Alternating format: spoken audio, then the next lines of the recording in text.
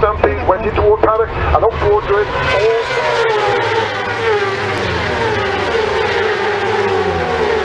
Well, hello everybody, it's Suffolk Andy here. I've had one of them days, you know. In fact, I've had one of them days that's driven me basically bloody nuts. Absolutely crazy. As most of you know, I run a pub bar thing, club, social club, and we've been having a little bit of problem with the broadband there, you know, the guys and girls like bringing their tablets in and watching the football and all this sort of stuff. And a few weeks back it went down.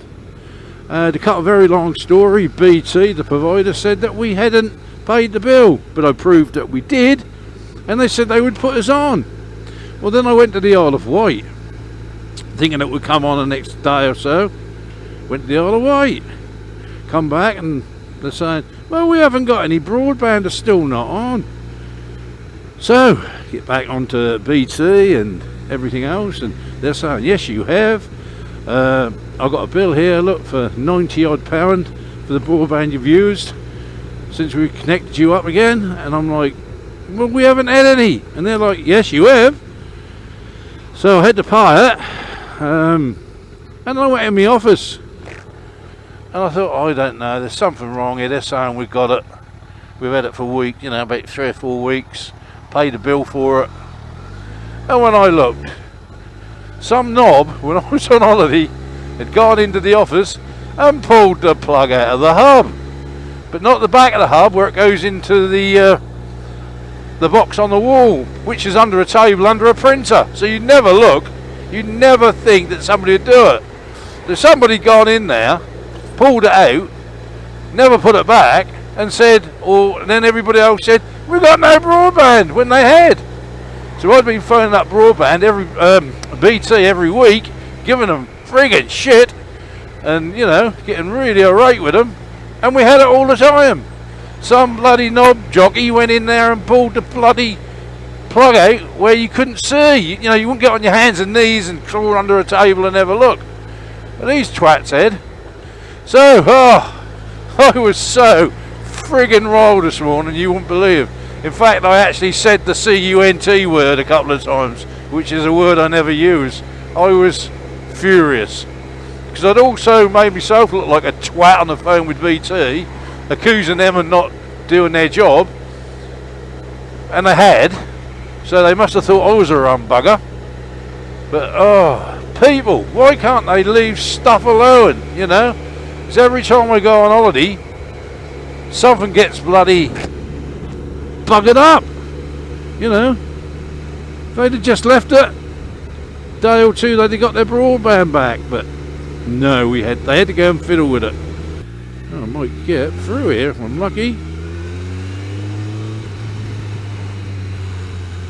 might even get in here actually. There's another thing, oh my god, talk about, if you could smell now, if you could have if you could have a smell now, man, it's gagging coming out of that bloody bin lorry. Oh my god, I'm going to drop back a bit, I think, because it's like, oh god, why didn't I turn right there? I don't know.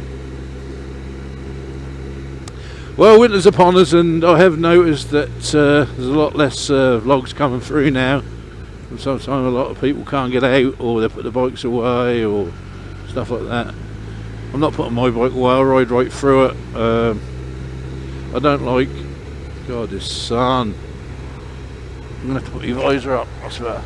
Can't see a thing. Whoop, he's going round there. Oh, don't open it up! Oh, fucking be sick. Oh, it's disgusting, go away. Do you know, it's like when you're behind a bloody bus, they go, hey, buses are green, they take loads of people. Well, most of the buses in Ipswich are half friggin' empty. You get up behind them and they churn out, when they take away, they churn out so much bloody diesel fuel, you think you're going to die. You think you're being put in a gas chamber.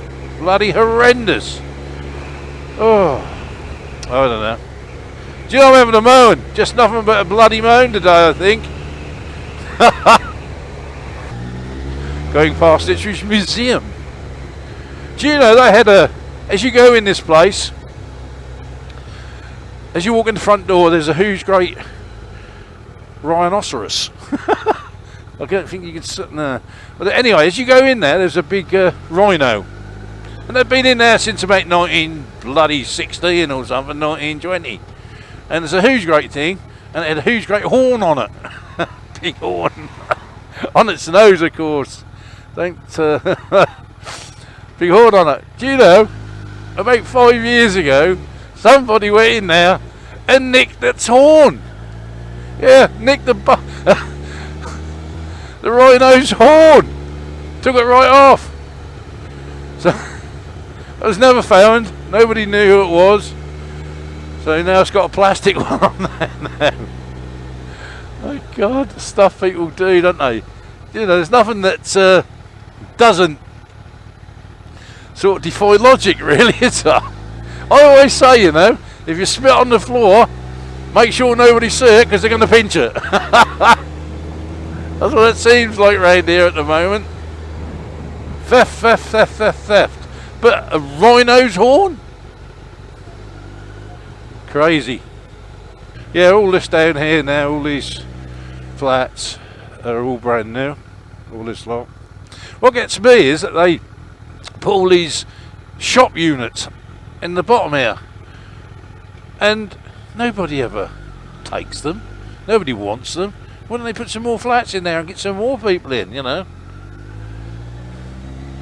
But yeah, this is all brand new around here. When I was a kid, this used to be maltings where they used to malt down barley and stuff. This is when I was a kid. This is where I played, where I lived. So all this bit here, swam in that river every day in the summer. We get in there. These are all the old maltings. They've all been turned into flats. This is the old Steamboat Tavern. Come down here, get a pint. It's still going, doing well. Have a lot of groups and stuff like that. This has always been here, this boaty thing. But this is where I spent all my early life down here. This is where I lived. It's changed so much. Oh, dog. Yep. It's alright, mate.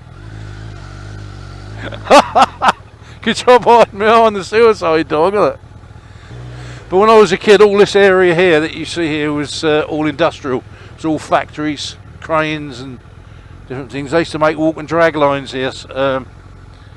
That's all been pulled down now and turned into offices and stuff. And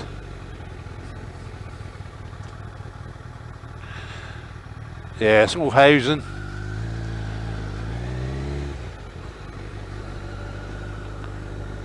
Yeah, everything's changed. I'll show you the house I was brought up in, if you like, where I lived with my mum and dad. Right, let's go up to my old homestead. As we come up here on the right, make sure there's nothing behind me, where this woman is walking. See where that blue bin is? That house there, 24 Luther Road, is where I spent all my life as a kid. In that house. I don't know if we've changed for the better or changed for the worse. I don't think I'm clever enough to make that assumption. But some things I think have got better and some things have got a lot worse. So I think it's even Stevens.